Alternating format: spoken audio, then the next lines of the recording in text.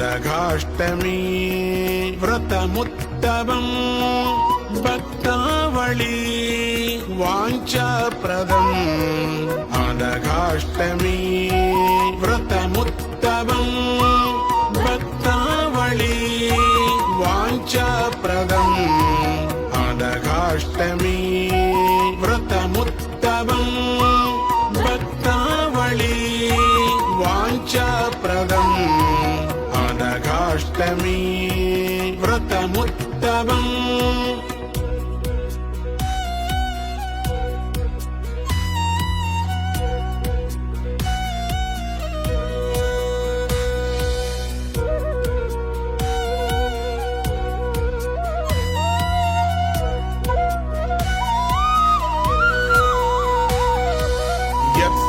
యత్సేవనాత్ కష్టం గతం పీడావళి శామ్యత్యపి యత్సేవనాత్ కష్టం గతం పీడావళి శామ్యత్యపి ఉజ్జృంభతే శుభమున్నతం శ్రీ సచ్చిదానందాత్మకం ఉజ్జృంభతే శుభమున్నతం శ్రీ సచ్చిదానందాత్మకం అనఘాష్టమి వ్రతముత్తమం భక్తావళి వాంఛాప్రదం అనఘాష్టమి వ్రతముత్తమం భక్తావళి వాంఛాప్రదం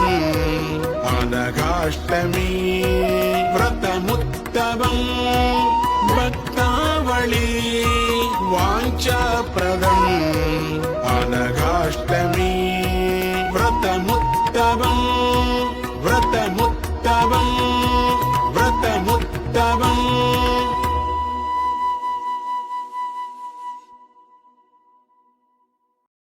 జటాధరం పాండురంగం శూలహస్తం కృపానిధిం సర్వరోగహరం దేవం దత్తాత్రేయమహం భజే జటాధరం పాండురంగం శూలహస్తం కృపానిధిం సర్వరోగహరం దేవం దత్తాత్రేయమహం భజే జటాధరం పాండురంగం శూలహస్తం కృపానిధిం సర్వరోగహరం దేవం దత్తాత్రేయమహం భజే. అనగా వ్రతం అన్ని వ్రతాల కన్నా శ్రేష్టమైంది. భూత ప్రేత పిశాచాలు అభిచారం ఏది కూడా ప్రవేశించదు. దుష్ట శక్తులు మన ఇంటికి మన ఇంటిలో మన ఒంటిలో ప్రవేశించదు. శుభం క్షేమం ఇంటికి మంచిది, పిల్లలకు మంచిది, ఆరోగ్యానికి మంచిది. అన్ని వ్రతాలు శ్రేష్టమే, కానీ అన్ని వ్రతాల కన్నా శ్రేష్టమైంది అనగా స్వామి వ్రతం. ప్రధాన అనగాష్టమి కాక ప్రతి అష్టమి రోజు కూడా అత్యంత శ్రేష్టమైంది. అటువంటి యొక్క వ్రత మహిమ, వ్రత సంకల్పం అట్లా ఉంది. ఆ వ్రతం ఎక్కడ జరుగుతుందో అష్టసిద్ధులన్నీ మనకు చేకూరుస్తాయి. ఒక్కొక్క పుత్రుడి నామం ఆ సిద్ధుల యొక్క నామం దాంట్లోనే మనకు. ఇప్పటికీ ఆయనని నమ్ముకున్నటువంటి వాళ్ళ దగ్గరికి ఆయన వస్తారు అని ప్రఖ్యాతి.